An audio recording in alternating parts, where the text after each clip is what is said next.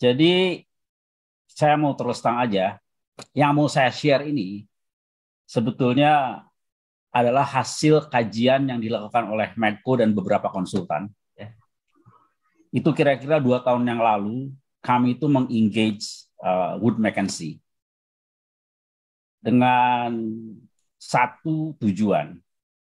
Kalau kita mau bikin strategic planning buat perusahaan energi seperti Medco, ya, apakah untuk minyak, untuk gas, untuk mineral, maupun untuk pembangkit listrik, kita tuh pengen tahu landscape dunia ini seperti apa. Ya. Hari ini seperti apa, 10 tahun ke depan seperti apa, 20 tahun ke depan seperti apa. Nah, berdasarkan itu lalu kita bikin strategic planning perusahaan. Nah, beberapa take away dari studi itu saya akan share malam ini, dan tentunya namanya juga crystal ball, ya itu bisa salah. Jadi nanti saya akan minta pendapat dari teman-teman yang juga saya yakin banyak yang berkecimpung di bidang ini. Ya. Saya paling-paling bicara cuma 15 menit, maksimum 20 menit. Setelah itu saya akan undang teman-teman untuk ngasih tanggapan dan kita berdiskusi lah, karena saya bukan ahli kok, saya cuman kebetulan di perusahaan tugas saya itu bikin strategic planning buat jangka panjang. Ya. Sebelum itu coba kita kelas balik dulu sebentar, sebelum kita sampai ke depannya, ya, karena itu penting untuk kita perhatikan. Kalau kita balik ke permulaan coal itu menjadi sangat dibutuhkan, itu pada saat abad ke-19, ya, waktu steam engine ini menjadi sangat populer. Dan coal tentunya pada saat itu, ya, that's the energy pada saat itu. Semua orang pakai itu. Mass production dari steam engine. Kemudian di awal abad ke-20, internal combustion engine menjadi sangat populer. Ya. Waktu itu Ford di Amerika, Mercedes, Benz di Eropa, mereka memulai, ya, popularitas internal combustion engine ini. Dan pada saat itulah mulai ada transisi dari coal menuju migas. Ya. Nah, yang saya ingin catat di sini, ya, pada saat coal berubah menjadi migas, sampai hari ini itu udah 100 tahun lebih, ya, 100 tahun lebih. Ya. Apa yang terjadi? Coal ini market share-nya menurun, tapi volumenya nggak turun. Ya. Jadi memang migas mendominasi, tapi dominasinya tuh berupa market share yang lebih besar. Coal-nya tetap ada. 100 tahun lebih itu prosesnya. Dan dalam 100 tahun itu terbentuklah sekarang ekonomi yang sangat tergantung sama migas yang size-nya 86 triliun dolar. Ya. Keep that in mind. Ya. 100 tahun infrastruktur ini dibangun, menghasilkan ekonomi sebesar 86 triliun dolar yang sangat bergantung lebih dari 80% kepada fossil fuel. Nah, sekarang kita masuk abad ke-21. Terutama 10 tahun terakhir ini, begitu besar pressure, ya, agar supaya kita masuk ke renewable energy. Kenapa? Dekarbonisasi. Ya. Mungkin Anda semua dengar kesimpulan-kesimpulan dari hasil studi panel PBB untuk perubahan iklim, UNFCCC. Tidak kurang dari sekjennya sendiri yang mengumumkan bahwa dunia ini masuk code red. This is an emergency. Fossil fuel investment has to stop right now. Otherwise, di akhir abad ini, dunia akan meningkat temperaturnya di atas 2 derajat, dan itu artinya katastrofi. Is that correct? Ya mungkin aja. Ya. Tapi ginilah, saya kira kita semua share, ya, concern bahwa level dari CO2 ini sejak revolusi industri memang anomalus ya. Ya. Kalau yang paling tinggi sekian ratus ribu tahun yang lalu itu kalau nggak salah hanya sampai 300 ppm di udara ini. Sekarang ini udah sampai ke 400. Ya, itu memang concerning. Jadi kita semua share concern itu. Ya. Tapi sekarang bagaimana caranya agar supaya itu bisa dikurangi? Ya. Nah, banyak caranya, banyak sekali caranya. Tapi yang sekarang menjadi masalah itu begitu besar tekanan terhadap fossil fuel, terutama di sisi supply. Sementara itu demand-nya nggak berubah. Jadi kalau Anda lihat sekarang harga gas gila-gilaan di pasar, harga minyak udah lewat 90, saya takutnya tahun depan 100 bisa lewat gitu. Kenapa? Karena hampir seluruh lapangan migas di dunia ini hari ini udah mature and declining. Kita bicara non-renewable ya. Jadi kita harus selalu ganti dengan reserve baru, produksi baru. Kalau investasi itu berhenti, dia akan decline. And that's what happened today. Ya. Dibandingkan 2015, hari ini capex untuk eksplorasi dan produksi migas ini turun lebih dari setengah. Akibatnya apa? Ada problem di supply. Apakah demand-nya berubah? Tidak berubah. Oh, kan ada renewable. Nah, itu yang masalahnya. Ya. Kalau kita bicara renewable, ya, coba kita perhatikan dulu angka-angka di dunia hari ini. Ya, ini sekarang ini, ya, tadi saya mention mengenai studi yang saya lakukan bersama Wood Mackenzie. Ya.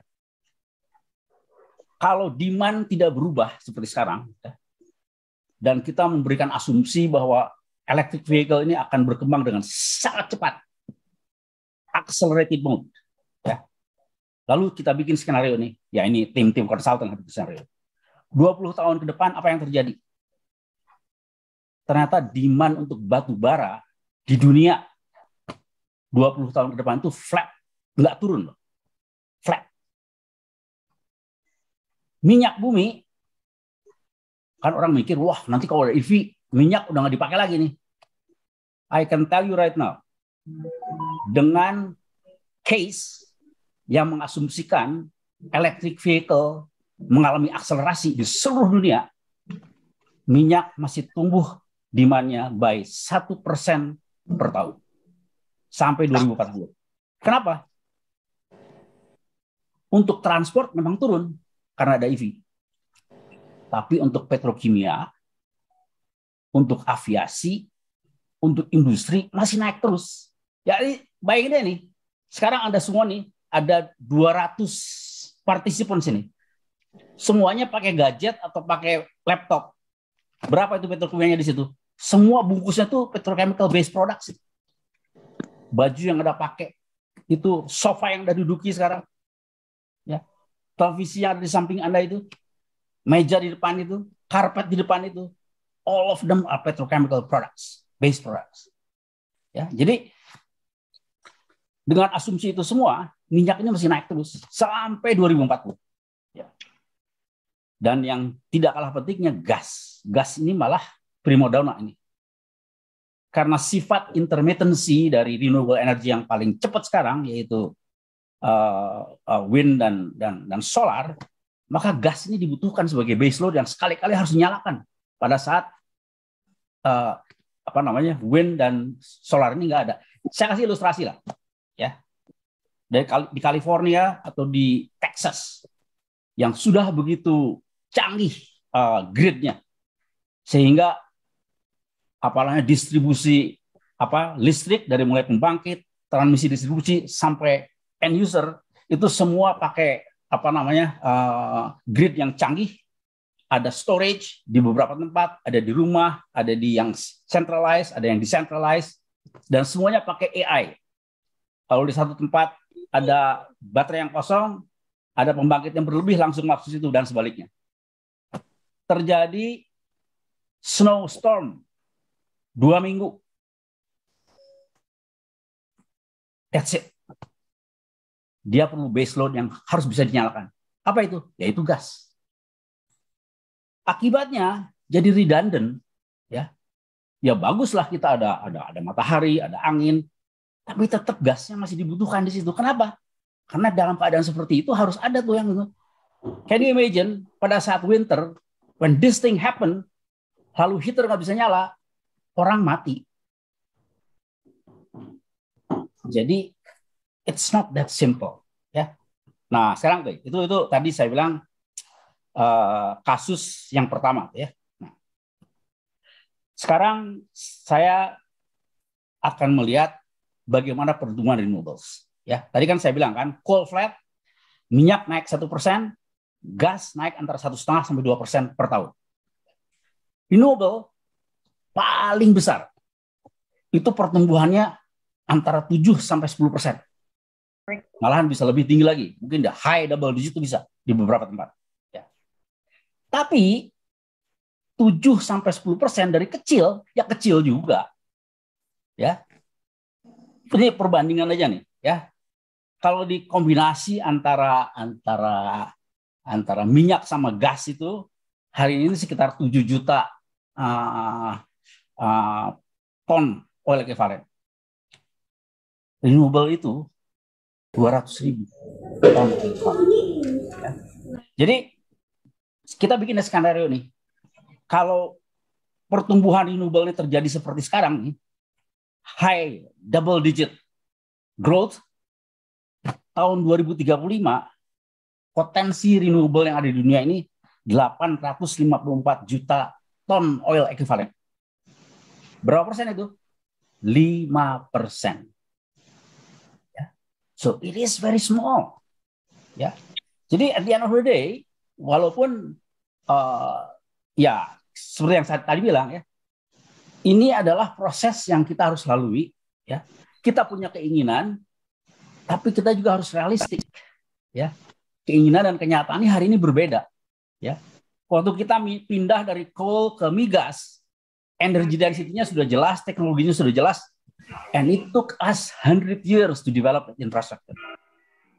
Sekarang kita mau pindah dari migas dan batu bara ke renewable dengan catatan kita jadi net zero di 2050 in 30 years ke energi yang intermittent, ya, storage yang masih sedang di-develop, dan harganya masih mahal.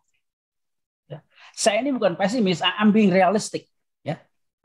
Kalau orang-orang bilang numbers are stubborn, facts are stubborn, karena memang begitu.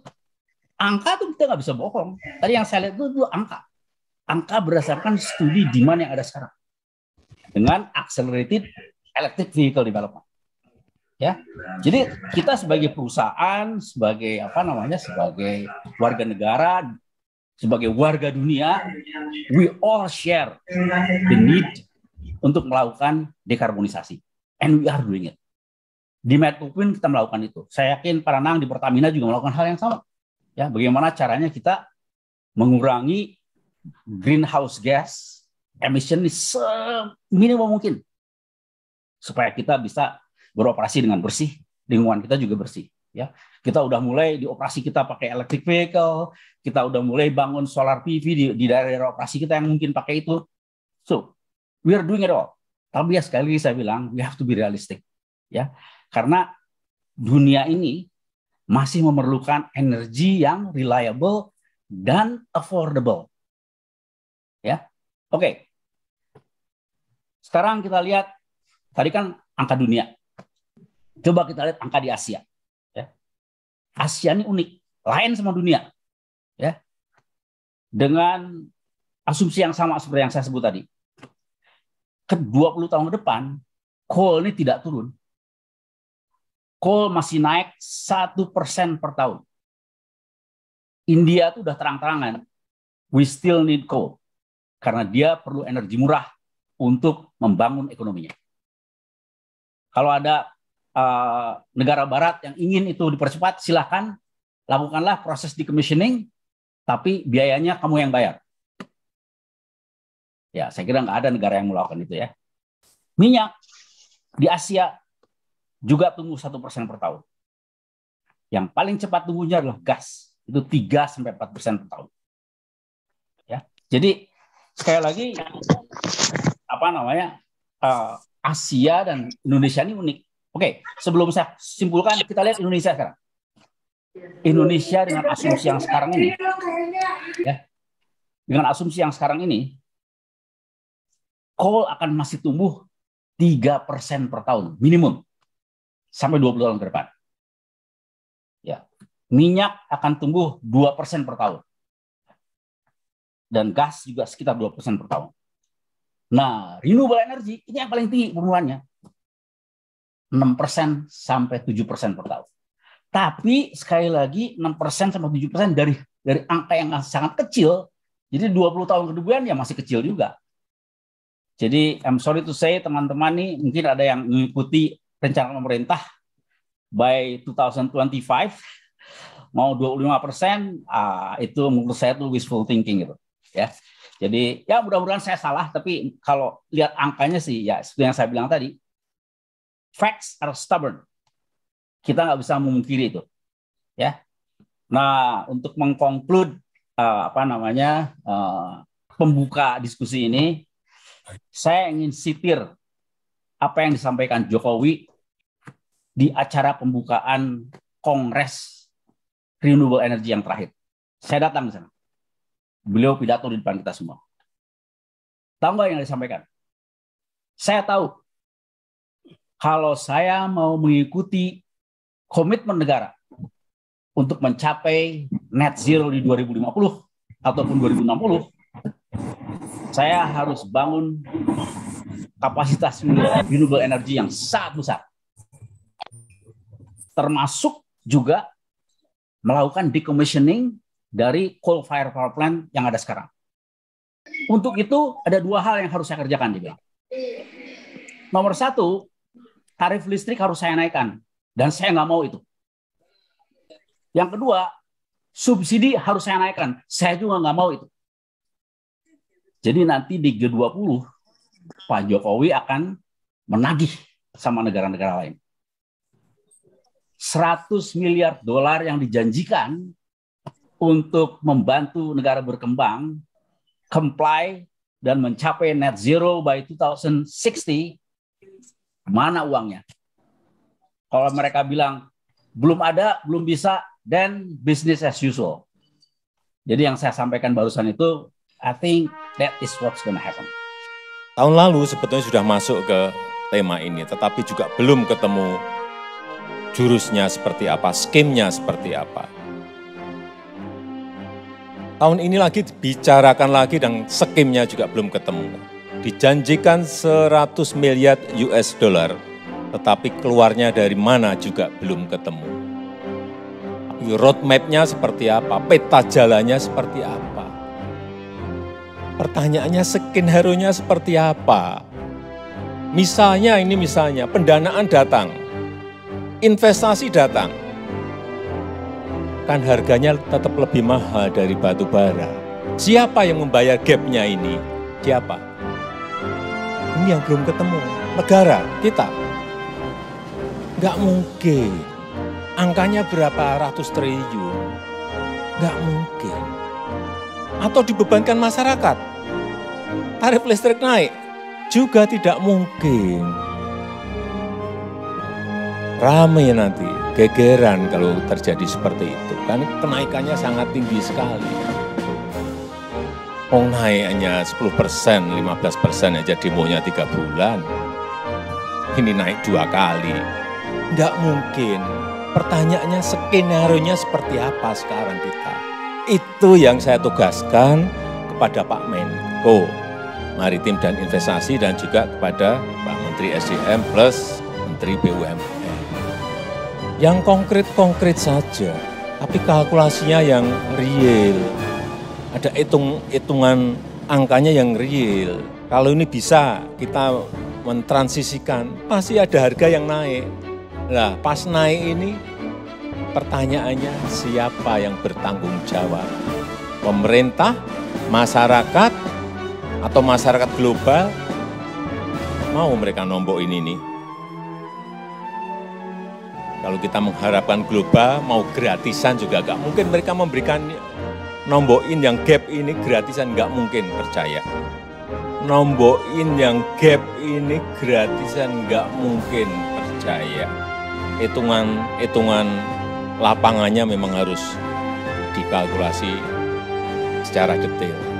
Sehingga tidak hanya, oh ini di Sungai Kayan bisa dibuat hydropower, oh geotermal di gunung ini bisa. Ya bisa, kita tahu bisa semuanya. Tapi siapa yang menanggung angka yang tadi saya sampaikan? Inilah PR besar kita dalam rangka transisi energi. Dan nanti akan kita ulang lagi tema itu di dalam G20 tahun depan di Bali, Indonesia. Dan pertanyaan saya nanti, saya nggak mau Bapak Ibu semuanya cerita, pemimpin, saya akan ngomong ke semua pemimpin G20. Saya tidak mau kita bicara lagi kayak 2 tahun yang lalu, kayak setahun yang lalu. Saya ingin pertanyaannya ini. Ada kebutuhan dana sekian, caranya, skemnya, apa yang bisa kita lakukan. Kalau ada, berarti bisa menyelesaikan transisi energi. Kalau enggak, ya kita nggak usah bicara. Pusing, tapi nggak ada hasilnya. 20 tahun dari sekarang, fosil masih tetap 75-80%. Jadi teman-teman yang bergerak di bisnis energi, fossil base, mau minyak, mau gas, mau batu bara, you are still in the right business. Mungkin financing akan lebih susah, karena hari ini banyak sekali lembaga-lembaga keuangan yang mengharamkan melakukan financing untuk coal-based projects. Tapi ya nggak semua, ya masih banyak juga lembaga keuangan yang kalau mereka mau cari untung ya dia harus mulai menanamkan uangnya di proyek-proyek yang menguntungkan. Dan menurut saya fossil-based projects in the next 20 years dengan ditekannya sisi supply sementara demand-nya tidak berubah, maka harga komoditi akan tetap strong, and that is very good for us yang di bisnis komoditi.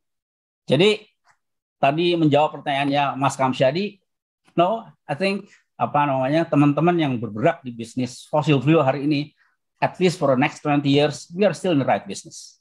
Pada saat itu pun prosesnya masih akan tetap gradually menurun dengan landai. Nggak bisa ada yang drastik, ya. Karena memang membangun infrastruktur nggak sebentar, ya. Kita udah melihat dari perkembangan bahwa membangun ekonomi yang 86 triliun dolar ini tiba-tiba harus di-decouple dari fossil fuel, it's going to be a very painful process and will take some time. Ya. Nah, ke depan tentunya saya berharap apa yang saya sampaikan ini ada modifikasi menjadi lebih ke arah renewable. Tapi ada kuncinya. Nomor 1, ada breakthrough di teknologi.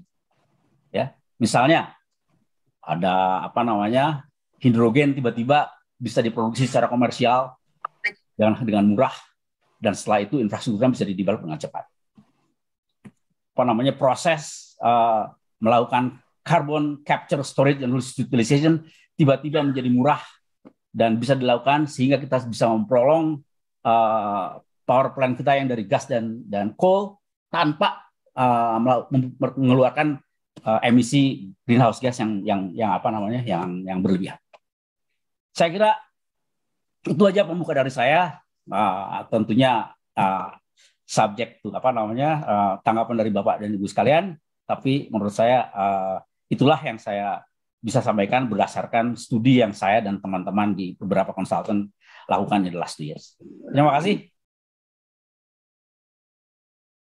Tadi mungkin saya ingin tambahkan, Pak, kan demand yang paling besar ini di Jawa, ya, Jawa dan Sumatera. Sedangkan hari ini setelah ada COVID, memang PLN ini agak oversupply ini listrik ini. Jadi sekarang ini kemarin at least beberapa tahun memang renewable energy di Jawa ini agak ditekan sebetulnya. Kenapa? Karena kalau dia masuk nanti PLN harus beli dengan harga tinggi, sementara batu bara ini kan hampir semua power plant-nya ini take or pay. Jadi ya berdarah-darah lah PLN. Makanya itu yang saya bilang tadi, yang Pak Jokowi sampaikan, kalau kita dipaksa untuk mendecommission coal fire power plant dan memasukkan renewable energy yang harganya lebih mahal, maka harus ada dua hal, naikin harga listrik atau tambah subsidi. Dua-duanya pemerintah nggak mampu. Jadi makanya bisnis as usual itu sebabnya buat Indonesia it's a challenging situation. Itu aja, terima kasih.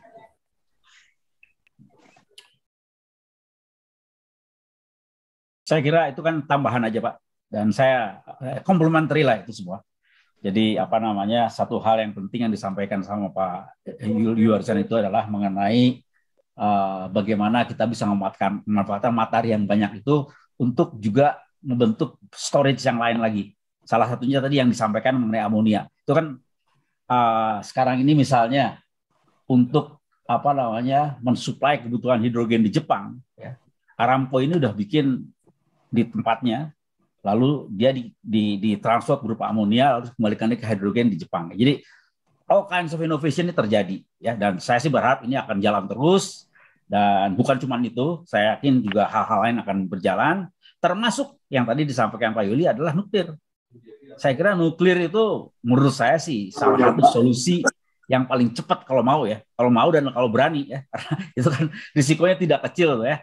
Dengan kejadian di Jepang terakhir itu orang jadi agak takut ini sama nuklir ini. Tapi enggak lah, dengan meningkatnya teknologi safety system yang dikembangkan, mudah-mudahan nuklir akan menjadi reliable di masa yang akan datang, dan itu akan menjadi salah satu sumber energi yang penting yang emisi karbonnya sangat rendah. Dan seperti yang disampaikan Pak Yuli tadi, I'm fully agree, ini harus keroyokan. We need all the energy we can get, karena dunia ini tumbuh terus kebutuhan energinya yang lebih efisien, lebih besar, dan lebih bersih. Ya, terima kasih.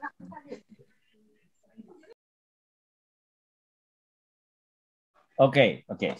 Jadi gini, kalau kita bicara potensi gas ke depan, ya, seperti yang saya bilang tadi, di dalam energi transisi ini bukan cuma di kita. Di Indonesia, di Asia, even di Eropa, mereka sekarang mencoba untuk mendeklar bahwa gas ini termasuk clean energy. Kenapa? Karena mereka baru realize tanpa adanya breakthrough, ya, di energi baru yang reliable dan affordable, gas akan selalu dibutuhkan. Saya tadi kasih contoh kan, pada saat winter itu, pada saat terjadi, ya, kita perlu backup yang bisa dinyalakan dengan segera, yaitu gas. Ya, makanya di dalam proses energi transisi ini gas will be the primadona. Unless, ya tadi yang saya bilang, ada energi-energi baru lain yang menjadi breakthrough, misalnya tiba-tiba hidrogen jadi komersial, bisa diproduksi dalam jumlah besar, infrastrukturnya bisa di-develop dengan cepat, ya. Itu is a different story. Begitu juga dengan nuklir. Kalau tiba-tiba dunia ini menjadi sangat comfortable sama nuklir, which is one of the highest density energy yang bisa dihasilkan, itu nuklir, dan tidak menghasilkan greenhouse gas yang besar. Itu juga bisa, ya. Tapi sekarang ini masalahnya, risikonya masih banyak yang belum mau terima, ya. Kalau orang Barat bilang NIMBY, not in my backyard. Oke, nuklir is nice, tapi jangan di pekarangan saya, tempat lain aja, gitu kan. Tapi semua orang bilang begitu, akhirnya ya nggak jadi-jadi, ya. Nah, tadi Mas Aska bilang soal CCS, ya. CCS ini konsepnya sih sangat ideal. Kenapa? Karena gas yang keluar dari power plant, apakah itu gas, apakah itu batu bara, itu di-capture, lalu diinjeksikan ke dalam reservoir yang sudah depleted. Ya. Konsepnya sangat menarik, ya. Kita kebanyakan coal fire power plant ini adanya di Pulau Jawa, ya. Dan kalau lihat sejarah produksi migas di Indonesia, laut utara Jawa, dari mulai Jawa Barat, Lampung, sama Jawa Timur, itu sudah banyak sekali reservoir-reservoir yang sudah depleted. Ya, jadi kalau teknologinya bisa di-develop sedemikian rupa, ya, itu kompresor yang ada di platform yang tadinya dipakai buat ngangkat ke atas, sekarang dibalikin tuh, dipakai buat mompak ke bawah, ya, untuk masukin CO2 ke dalam reservoir yang sudah depleted. Nah, by the way, kita udah melakukan studi lah, ya, di salah satu power plant di Jawa Timur. Kebetulan Medco ini sekarang jadi salah satu shareholder di Python, ya. yang di luar Medco Energy ya, jadi yang non listednya. Jadi kita bikin studi tuh, itu 2000 megawatt coal fire power plant di capture, lalu dipipakan menuju depleted reservoir yang ada di lapangan kita yang ada di Selat Madura. Ternyata angkanya masih terlalu mahal, nggak ekonomis. Jadi kalau itu harus dibebankan menjadi biaya, maka harga listrik harus naik. Yang Pak Jokowi sampaikan itu, dia nggak akan mau menaikkan harga listrik. Jadi we cannot clean up CO2 at the expense of affordable energy. Belum mau atau belum mampu ya. Misalnya sebutlah akhirnya presiden bilang oke, pemerintah kita sudah cukup kaya, oke, semua biaya untuk itu bisa dikurangkan dari tax. Artinya pemerintah yang bayar kan. Nah, kalau itu mungkin bisa. Tapi hari ini pemerintah menurut saya masih akan sangat membutuhkan banyak dana untuk mendorong pertumbuhan ekonomi yang sangat kita perlukan. Mudah-mudahan ya itulah. Kan semuanya juga research is developing ya. Saya sih optimis lah suatu hari teknologi CCS ini dan juga teknologi energi baru seperti hidrogen akan mulai mencapai keekonomiannya mungkin 10, 15, 20 tahun ke depan ya. Terima kasih.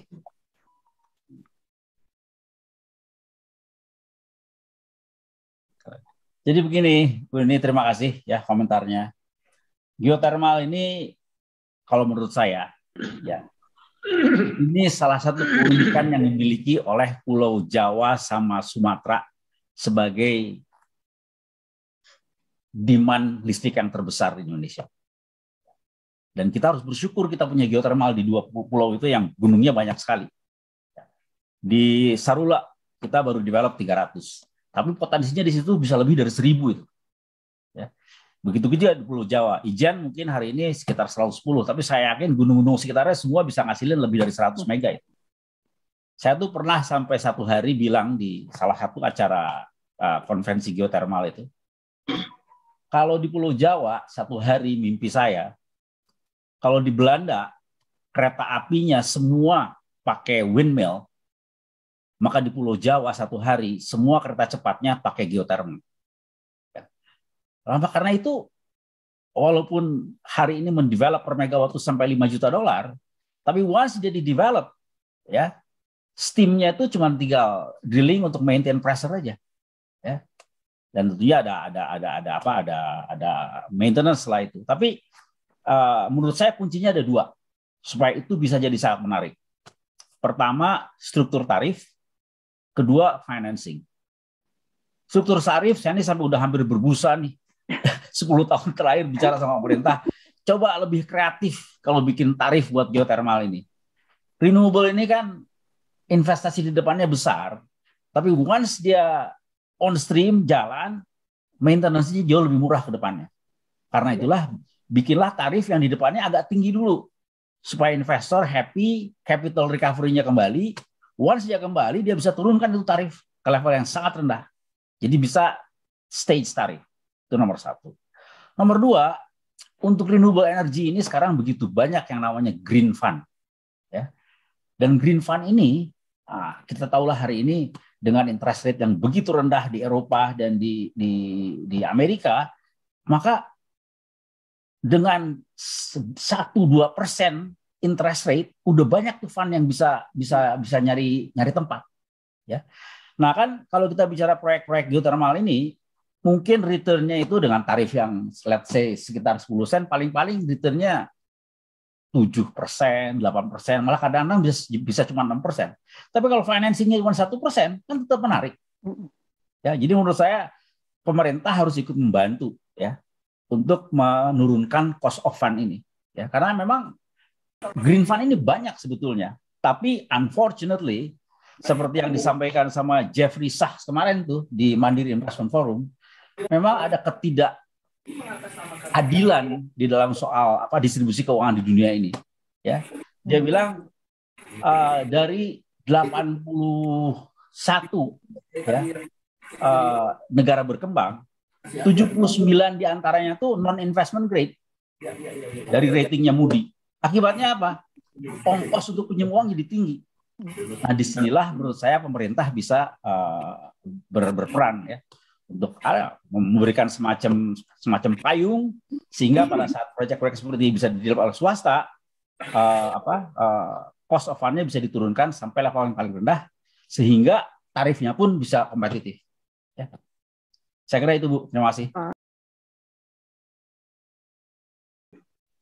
Saya kira it's very good point dari Mas Ari ini ya, terutama urusan unkonvensional ya. Ini sebetulnya areanya Mas Nanang ini. Kemarin kita kan ke Amerika tuh, ikut World Petroleum Congress sama Pak Menteri, sama Ketua SKK, sama Pertamina. One of the misi yang menurut saya berhasil dicapai di kunjungan itu adalah mempelajari bagaimana perusahaan-perusahaan besar di Amerika bisa menghasilkan hampir 4 juta barrel minyak per hari dari shale oil.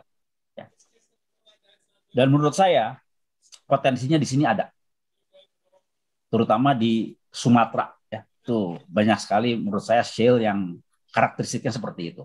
Tapi memang kita harus pinjam mata mereka. Ya, jadi saya kira betul yang dilakukan oleh ESDM dan teman-teman di Pertamina dan SKK. Kita undang mereka datang ke Indonesia, lihat formasinya, bagaimana infrastrukturnya bisa di-develop, bagaimana teknik drilling dan frackingnya, kita ikuti aja. Kita harus jadi smart follower. Kita nggak usah R&D lagi lah. Ikuti aja yang mereka udah lakukan di sana. Tapi memang triknya, sekali lagi, cost untuk unconventional oil ini nggak murah. Ya, itu bisa 40 sampai 50, mungkin juga sampai $60 per barrel. Jadi kalau pakai sistem PSC yang sekarang, yang konvensional, ya lupain aja deh. Ya, saya tuh dari sejak masih Mas Purnomo dulu jadi menteri, saya udah bilang, Mas, kalau mau attract unconventional oil di Indonesia dan unconventional gas di Indonesia, kita harus membuat fiscal term yang jauh lebih menarik dari mereka. Di Australia ini udah ada LNG dari CBM. Kenapa?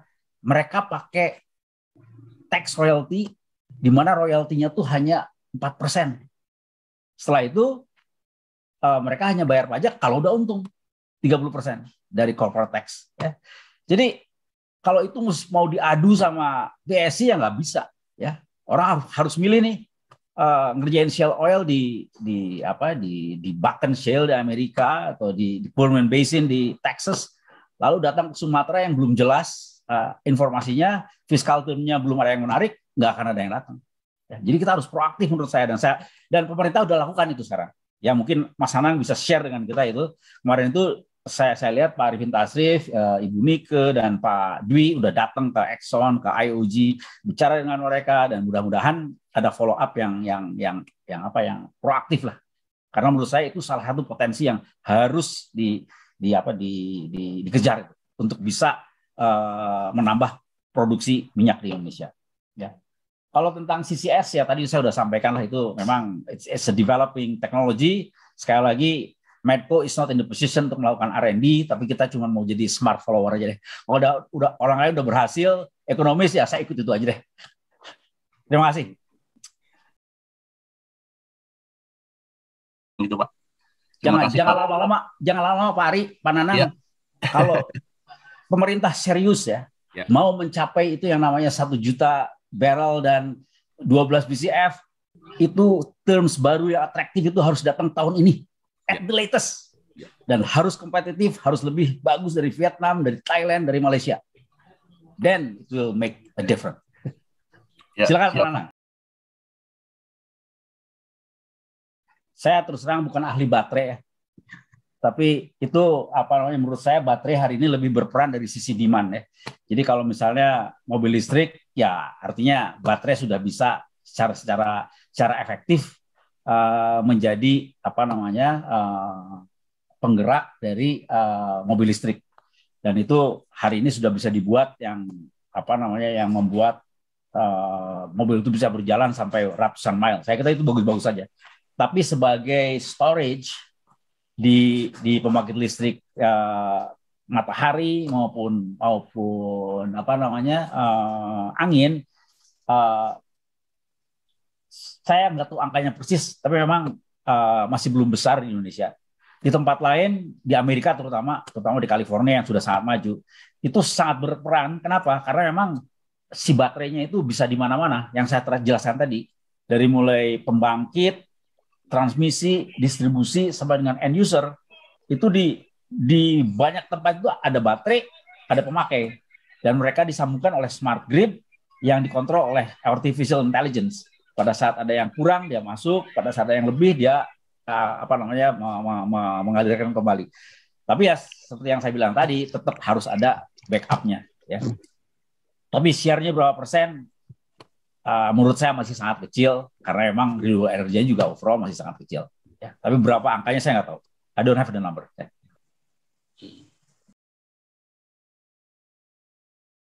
Saya kira align kok. Ya, apa yang disampaikan sama Pak Nanang tadi itu kan yang dilakukan oleh pemerintah. Dengan studinya McKinsey, ya paling-paling beda-beda sedikit lah. Tapi yang jelas bahwa sampai dengan 2040 antara 70 sampai 80% fossil fuel ini masih berperan, itu fully aligned. Ya. Baik. Ya.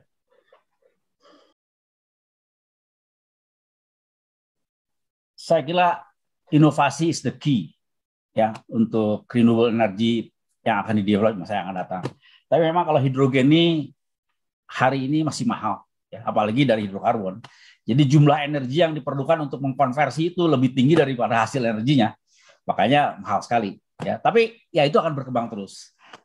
Saya kemarin bicara sama istrinya Abah tuh, Nenen, dia ahli hidrogen. Katanya menurut beliau mungkin setelah 2030 lah, mungkin bisa komersial itu. Ya, insya Allah. Amin. Ya, kalau CCS tadi saya udah bahas, saya kira nggak usah ulang lagi. Terima kasih. Ya, jadi begini, Medco Energy ini kan perusahaan nasional di Indonesia. Jadi yang saya harus lihat ini adalah kita kan sekarang fokusnya di region lah. Kita beroperasi terutama walaupun kita ada di Timur Tengah, tapi yang utama operasi kita di Indonesia dan di ASEAN, ya, di Malaysia, di Vietnam, di Thailand, ya. Nah, jadi yang betul-betul harus kita perhatikan bagaimana demand energi di kawasan ini. Dan saya kira kita harus ikut membantu pemerintah menyediakan energi yang tadi saya bilang reliable dan affordable. Nah, hari ini kita masih perlu banyak minyak dan gas. Oleh karena itu, Medco masih sangat agresif untuk menyediakan cadangan dan produksi migas yang baru. Karena itu align dengan yang dibutuhkan pemerintah. Dan kebetulan harga komoditas pun lagi bagus, jadi it is all good for our business gitu kan. Nah, jadi clear itu. Tapi having said that, kita pun melihat jangka panjang. Itulah sebabnya Medco Energy meng-create Medco Power.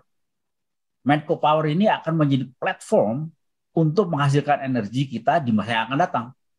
Karena suka atau tidak suka, elektrifikasi akan menjadi salah satu key bagaimana cara perusahaan energi menyampaikan ke customer. Semuanya nanti berupa listrik. Udah nggak akan ada lagi tuh kompor-kompor yang non listrik. Satu saat mungkin LPG juga udah nggak ada lagi karena semua kompor sudah pakai listrik. Pertama, dia lebih reliable dan sumbernya bisa dari mana aja. Ya, oleh karena itulah kita menjadikan Medco Power ini sebagai platform untuk membangun energi yang baru dan terbarukan. Nah, hari ini Medco Power itu fokusnya di situ. Ya, kita hanya fokus di gas karena dia diperlukan untuk transisi, lalu renewable yang lainnya, geothermal dan solar hari ini. Ya, angin kita belum. Ya, jadi kita sekarang baru gas, hidro dan geothermal dan solar. Solar ini mungkin hari ini sih kita yang akan on stream nih 26 megawatt nih, kira-kira 2 minggu lagi akan on stream di Sumbawa. Lalu kita baru menandatangani 50 megawatt di Bali. Dan kita mudah-mudahan akan mulai yang agak besar nanti 670 megawatt di Pulau Bulan. Ya, jadi we are going in a big way. Ya, dan saya kira semua perusahaan energi di dunia, walaupun mereka masih fokus di oil and gas, tetapi mereka sudah mulai masuk ke renewable. Kalau kita lihat, hampir seluruh research yang paling advance ya untuk renewable ini adanya di perusahaan minyak. Apakah itu Exxon, Shell, Chevron, mereka mengembangkan jet fuel yang green, mereka mengembangkan hidrogen, semuanya itu di perusahaan minyak ada yang paling advance itu. Karena mereka punya dana untuk itu dan punya kemampuan R&D yang cukup mumpuni untuk bisa melakukan itu semua. Ya. Jadi saya kira nggak betul kalau dikatakan Exxon don't care, no, they do care. Ya. Tapi mereka ya tentunya dengan cara mereka lah melakukannya. Ya. Terima kasih. Saya kira kalau intermittency ya itulah yang saya bilang tadi. Kita harus solve itu dengan storage. Tapi memang storage itu unfortunately masih mahal. Ya, jadi on paper it looks good. Tapi when it comes to install sekarang, oke lah tadi misalnya yang di Cirata itu bisa 5 sen. Tapi nggak pakai baterai. Kalau pakai baterai mungkin tambah 10 sen itu. Jadi 15 sen. Jadi nggak kompetitif dia.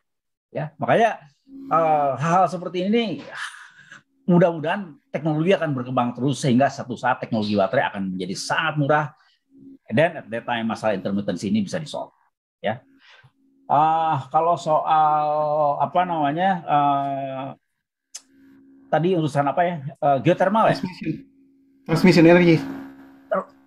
Oh iya, Medco invest di mana aja? Look, Medco ini belum cukup besar untuk bisa masuk di R&D. So we are not doing any research di lapangan, enggak.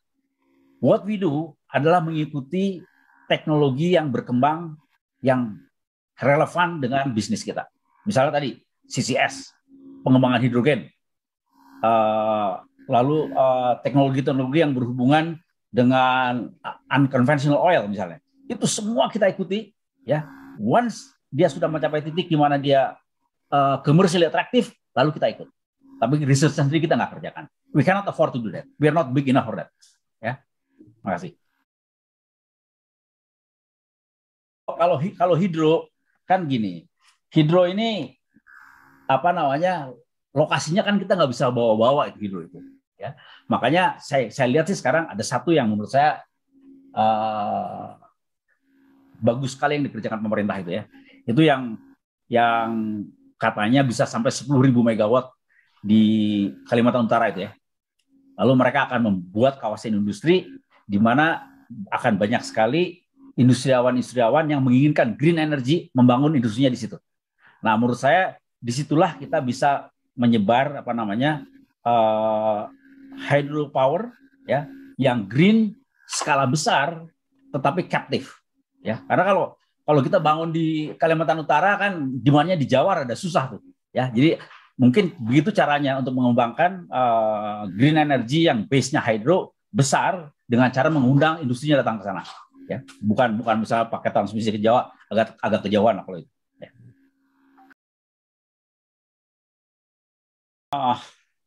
Memang nggak gampang Mas ya. Ini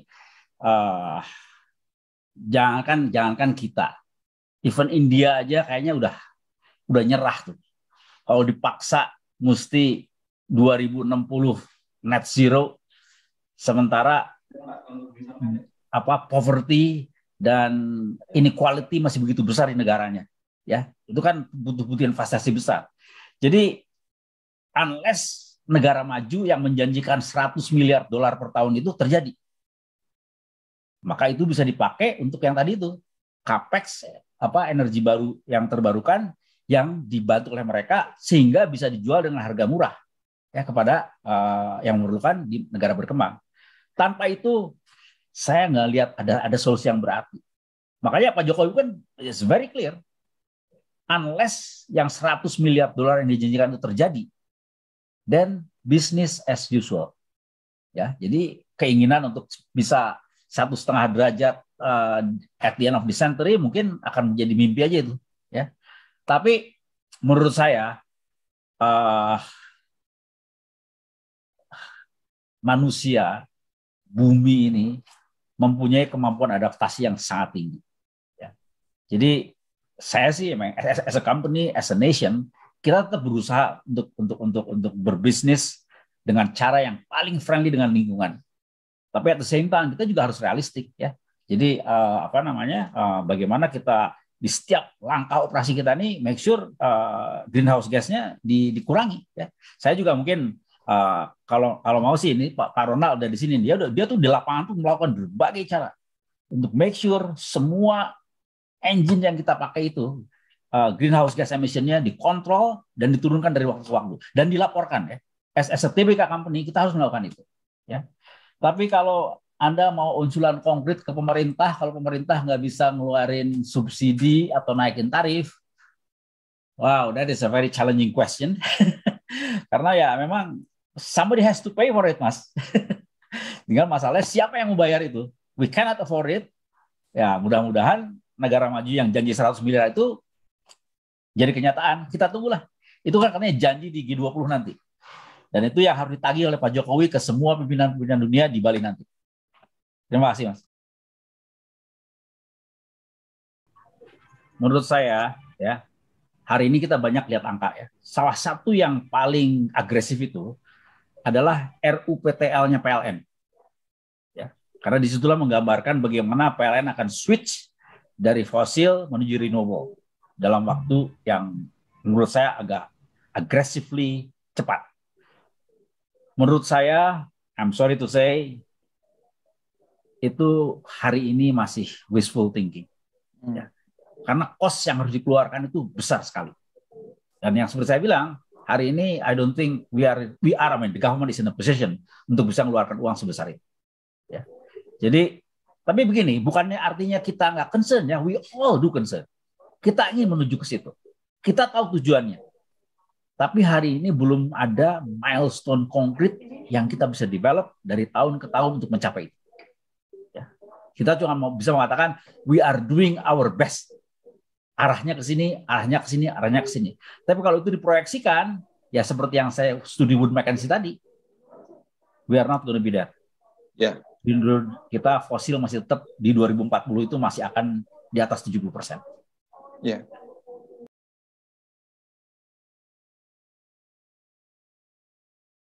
Dari saya sih, saya senang sekali diundang ke forum ini. Ternyata banyak pesertanya. Jadi manjangin silaturahmi lah. Menurut saya hari-hari ini sangat penting. So, terima kasih atas kehadiran Bapak dan Ibu sekalian. Kalau buat masa depan, saya kira kita juga share visi yang sama lah. Kita make sure apapun yang kita kerjakan di bisnis kita, di tugas kita, kita minimize lah greenhouse gas emission ini dengan cara kita masing-masing. Tapi at the same time, karena kita semua banyak yang di bisnis energi, jangan lupa kita di Indonesia ini dan Asia, we still need a reliable, affordable energy yang kita harus ikut bantu untuk sediakan supaya pertumbuhan ekonomi kita ini tetap terjaga karena kita masih banyak poverty dan inequality yang harus dikerjakan oleh negara ini. Itu aja dari saya. Terima kasih. Assalamualaikum warahmatullahi wabarakatuh.